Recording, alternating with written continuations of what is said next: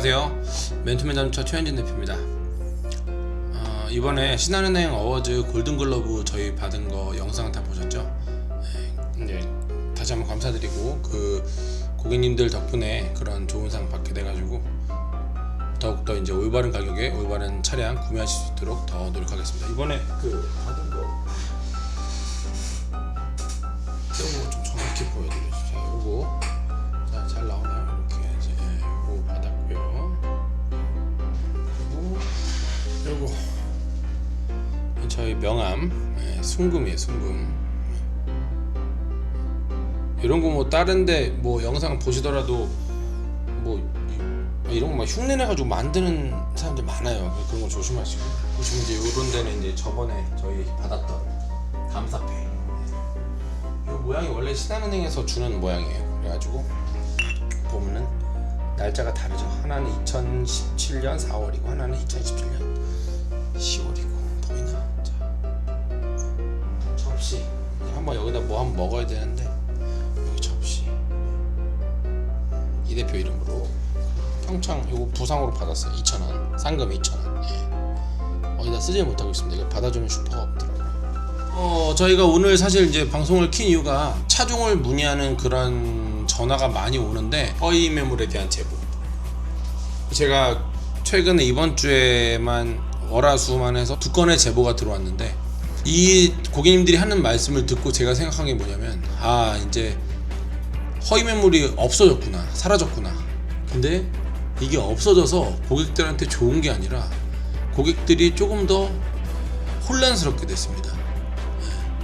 무슨 문제냐면 예전에는 허위 매물이라 그러면 단순히 가격을 비교했을 때 너무 터무니없거나 조금 뭐 완전 뭐 2천만 원짜리 차를 뭐 500만 원 이런 건 잘 이제 안 속으시죠 요즘에는. 근데 이제 2천만 원짜리 차가를 실제로 2천만 원에 광고를 하더라고요. 요즘 보니까 허위 매물도 그 광고 금액을 믿는 게 아니죠. 실제 시세니까 그냥 오케이 하고 이제 고객님들은 그 단지에 방문하는 경우가 많죠. 근데 이제 그 방문한 고객들한테 어떤 판매 행위를 하는 그 중간의 과정이 이제 일반적으로 금액을 광고했던 그 광고 금액이 아니라 다른 차를 권하면서 이렇게 안 좋은 쪽으로 좀 마진을 좀 많이 이렇게 넣는 그런 쪽으로 좀 많이 바뀐 것 같아가지고 요걸 한번 말씀드리고 싶어요. 제가 첫 번째 사례를 한번 말씀드리면 강원도 쪽에 살고 계시는 고객님이세요. 근데 저희한테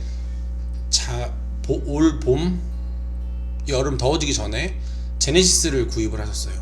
그래가지고 뭐 종종 뭐 이것저것 궁금한 거 있으면 전화도 주시고 뭐 잘 타고 있다 연락도 주시는데 그분도 처음에 저희를 막 믿고 오시진 않았죠. 왜냐면 나이가 있으시고 50 한 초반 되시는 고객님이셨어요. 아버님 버리셨는데 자녀분께서 차를 사셨다는 거야.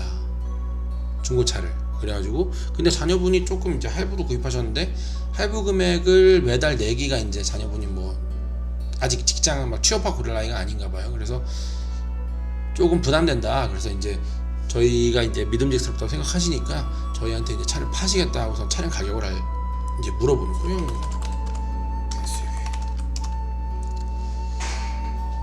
13년식 6만 킬로 보험 이력 300만 뒤쪽 사고 확인. 이건 고객님이 직접 말씀하신 거예요. 피셜. 그리고 이제 용도 이력 렌트죠. 명의 변경 6회. 이 차량이에요. 근데 요걸 제가 전산망을 보니까 900만원 정도 언저리에 팔리고 있더라고요. 매입가를 계산하려면 여기서 한 10%에서 15% 정도를 하면은 이게 매입가가 나온다 라고 이제 고객님한테 설명을 드렸어요. 그랬더니 고객님이 자녀분께서 1600만원을 구매하셨다고 하시는 거예요. 차를 어디서 구매하셨어요? 물어봤습니다. 그랬더니 그때 유튜브를 보고 그 자녀분도 아신 것 같아요. 그 아버님께서 저희 유튜브 이렇게 보시고 가서 차 구매하신 건 아신 것 같아요. 구매했다고 자녀분이 말씀을 그렇게 했다고 저한테 전달해 주시더라고요. 거의 한 700만원, 6,700만원 정도 되는 마진을 보는 곳은 진짜 많지 않아요. 진짜 악덕, 말도 안 되는, 취업이 안 된 분한테 할부가 어떻겠어요? 금리가 높겠죠. 그걸로 해서 이제 3년인가로 끊으셨다고 하는 것 같아요. 차는 그 차마다 이 차에 대해서 할부를 얼마를 해줄지를 기준이 있어요.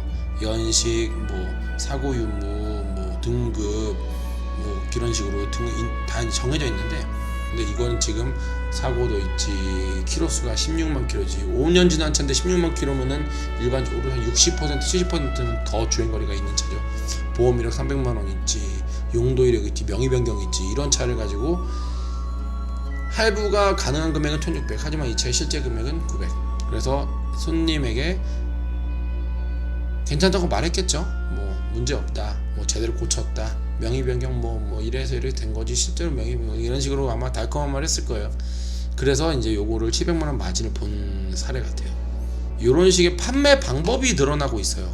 700만 원, 600만 원 이런 식의, 아직 이 정도의 마진율은 그쪽에서도 그렇게 흔한 마진율은 아닐 거예요.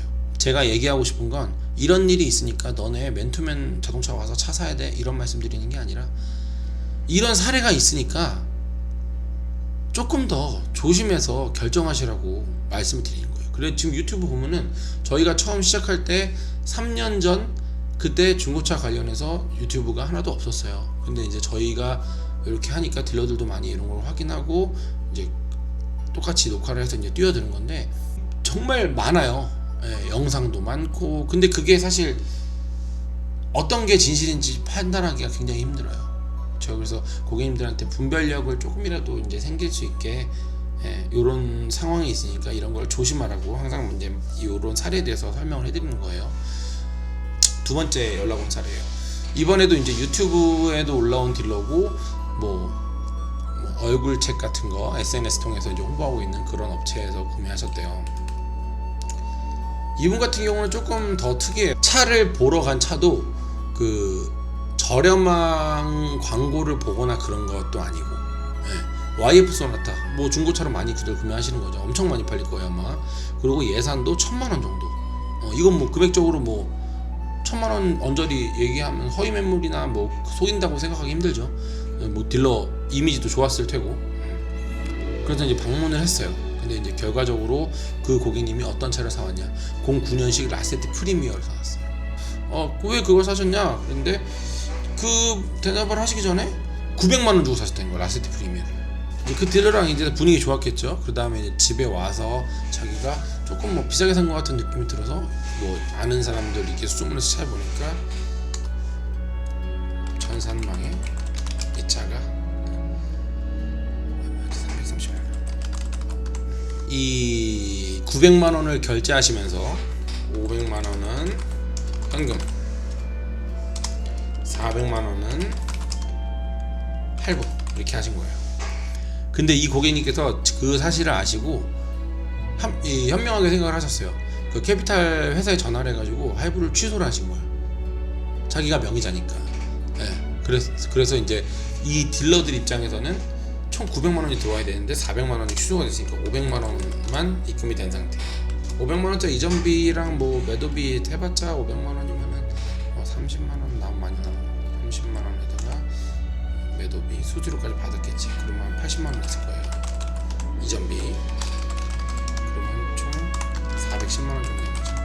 고객께서 할부를 취소를 하니까 그 딜러들한테는 500만 원밖에 안 남게 되는 거죠. 근데 총 차량에 관련된 금액이 410만 원이니까 이 딜러들은 고객이 할부를 취소한 결과 90만 원의 이득을 취득하게 된 거예요.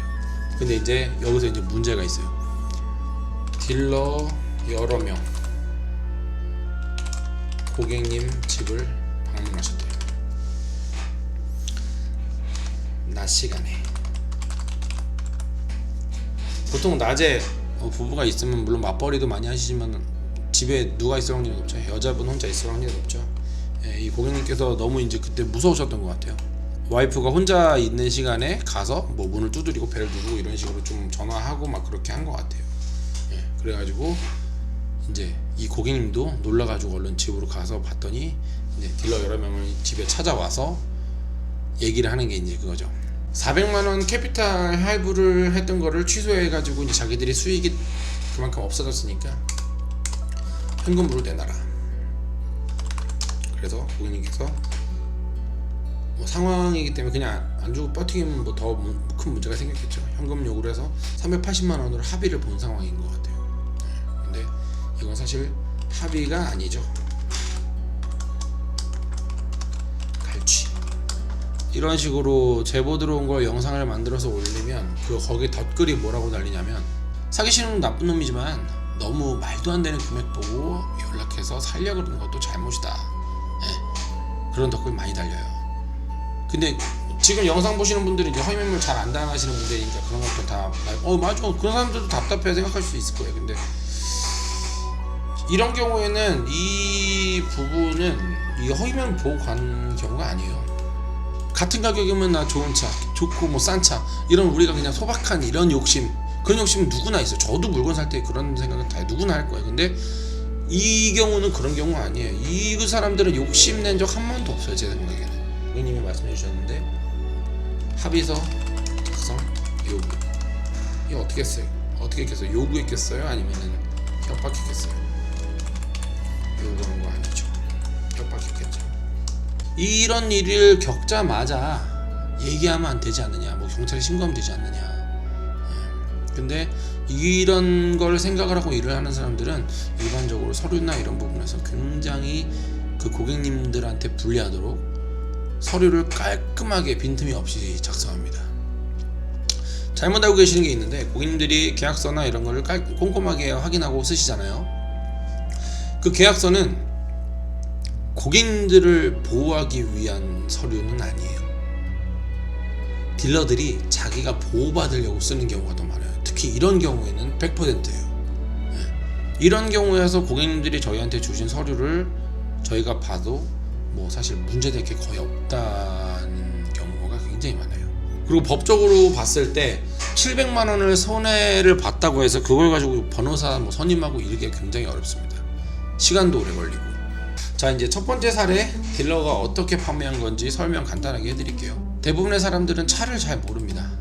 겉에만 보고 잘 몰라. 저희도 그래서 운전도 해보고 카센터 가서 하체도 보고 하체에서 뭐 펜다 쪽 뭐 이렇게 용접한 거 없나 다 눈으로 찾아보는 거예요. 왜냐면 보험 이력도 안 올라가는 경우가 있거든요. 단차도 보고 뭐 번호판 뒤에 뭐 라이트 뭐 유격 이런 거 보고 그러는 거예요. 최대한 찾아야 되니까. 구매할 때는 최대한 이 차에 대해서 어떻게든 가장 많은 정보를 얻어야 되니까 보는 거예요. 성능에 사인을 받아야 되니까 뒤쪽에 사고가 있다 그래도 이 차를 잘 모를 거 아니에요. 그런 사람들은 이게 뒤쪽에 사고가 있으면 무슨 문제가 있는지 몰라. 딜러가 괜찮다고 하면 딜러 믿고 그냥 사는 거예요. 이유가 있어서 낮아진 차량을 마치 괜찮다고 손님을 안심시키고 일반적인 시세에 판 사례죠. 두 번째, 이 차를 고객님이 사진으로 보고 이제 오케이 하거나 그 정도 시세에서 고르자고 하고 왔을 텐데 구매하기가 꺼려지는 말들이 있어요. 고객님이 이 차를 구매할 때 딜러가 무슨 얘기를 했냐면 이 차는 뭐 1000만 원 주고 와이어프산타를 구매를 하면은 뭐 이러이러한 이유 때문에 뭐 한 6개월 동안 한 달에 30만 원씩을 더 내야 된다. 40몇만 원을 더 내야 된다. 이런 식으로 말도 안 되는 얘기를 하는 거예요. 나를 위해서 이 사람이 얘기를 해준다. 나한테 해코지를 하려는 게 아니라 도움을 주려고 그런다라고 느낄 거예요 아마. 이 딜러는 이 고객님이 얼마 예산을 가지고 있는지를 파악을 했죠. 1000만 원. 라세티 프리미어를 이제 그 예산에 가깝게 부르는 거예요. 그 차를 칭찬하고 거기에 이제 설득이 되신 것 같아요. 제가 봤을 때는 캐피탈로 400만 원 쓰셨는데 그거를 취소했더니 집에 와서 현금 380만 원 요구하고 합의서 작성 요구한 거 아니죠? 협박하고 갈취했죠. 이런 사람들이에요. 이 고객님들도 얼마나 답답하면 이렇게 연락해서 이렇게 얘기를 하셨겠어요, 그죠? 카센터에 가요. 차를 가지고 타이어에 바람이 조금 빠졌어. 그래서 바람만 좀 넣으려고 카센터에 가요. 어떤 이유 때문에 카센터를 잠깐 가벼운 몸으로 가요. 근데 이제 바람 넣고 나오려고 그러는데 뭐 모든 카센터가 그런 건 아니에요. 정직한 데 굉장히 많아요. 근데 이제 타이어가 마모가 좀 심하대. 이제 손님이 차주인이 얘기하겠죠. 그래요? 왜 그럼 뭐 어떤 일이 발생하나요? 뭐 이렇게 위험한 건 아닌데 고속 주행할 때 잘못 터지면 좀 위험할 수 있으니까 시간 되면 바꾸라 그래요. 근데 만약에 내가 타이어에 대해서 잘 알아. 그러면 어디 말씀하시는 거 이렇게 보고 뭐 할지 말지를 결정할 거예요 내가. 근데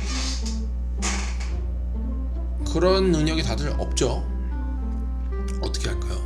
어떤 게 문제인지 물어보고 아마 교환할 수 있으면 그날 교환하는 사람이 열에 9은 될 거예요. 중고차도 속아서 사시는 분들이 거의 이런 거예요. 차에 대해서 자기가 사는 물건에 대해서 사람들이 잘 몰라. 이게 뭐 시세를 떠나서 1000만원짜리 지금 뭐 YF 소나타도 마찬가지. 1000만원 시세 모르고 간 거 아니에요. 500만원에 살려고 한 거 아니야. 근데 차를 잘 몰라. 그러니까 이 딜러한테 속는 거예요. 자, 이제 처음 말씀해드렸던 대로 이 문제에 관한 해결책, 믿을만한 딜러를 만나서 구매하는 게 가장 좋은 건데, 사실 그거를 따지려고 유튜브를 보시는 거잖아요, 그죠? 뭐 인터넷 광고를 보고 사이트에 뭐 어떻게 딜러 얼굴을 걸었는지, 딜러가 뭐 뭐라고 써놨는지, 뭐 양심적인 딜러 뭐 홍길동입니다, 뭐 고객님을 최고로 생각하는 딜러 홍길동입니다. 그 딜러를 사실 만나기 전에 파악한다는 거는 굉장히 어려워요. 저희도 차를 보고 사진만 보고 파악한다는 건 굉장히 어려운 것처럼, 어떤 차를 팔지의 결정은 딜러가 하는 게 아니에요. 전적으로 고객님이 결정하셔야 돼요. 좀 믿을만한 딜러, 이런 거 영상 오래 보시고 좀 이렇게 믿음 가는 딜러한테 방문하시되, 딜러가 너무 한쪽으로만 치우쳐서 차량을 추천한다거나 이러면 항상 조심하셔야 돼요.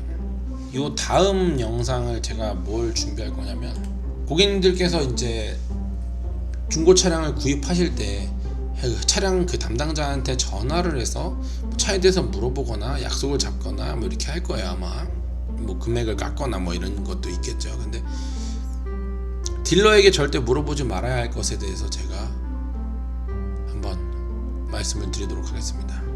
일단 가격적으로 첫 번째 근본적인 문제는 너무 싼 것만 쫓지 말고, 두 번째, 그 딜러가 너무 어떤 특정 차량만 추천하거나 내가 사고 싶은 차를 너무 안 좋다고 얘기할 때 조심하세요. 그리고 고객님이 결정하신 어떤 계약이 진행된 차가 그 구매를 하기 위해선 내 의사가 그 전달이 돼야 돼요. 내가 사기 싫은데 딜러가 추천해서 그 차를 살 수는 없는 겁니다. 이 세 가지만 항상 생각하시고 중고차 매장 가셔서 차량 구매하신다면, 꼭 저희한테 안 사도 돼요. 근데 이제 그렇게 해서 구매하시면 좋은 차량 구매할 수 있을 거라고 생각이 듭니다. 영상으로 찾아뵙겠습니다. 감사합니다. 그럼 아까 요거